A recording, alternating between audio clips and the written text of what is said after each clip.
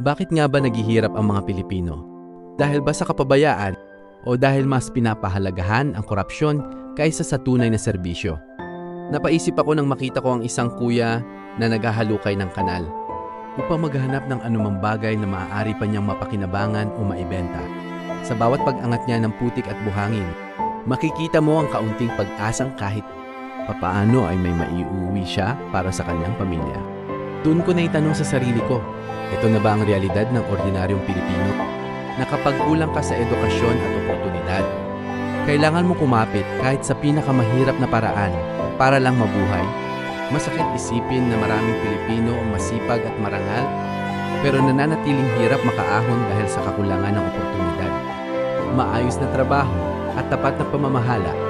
Kaya ang tunay na tanong, mahirap ba ang Pilipino dahil tamad siya o dahil matagal nang may mali sa sistemang namamahala sa bayan?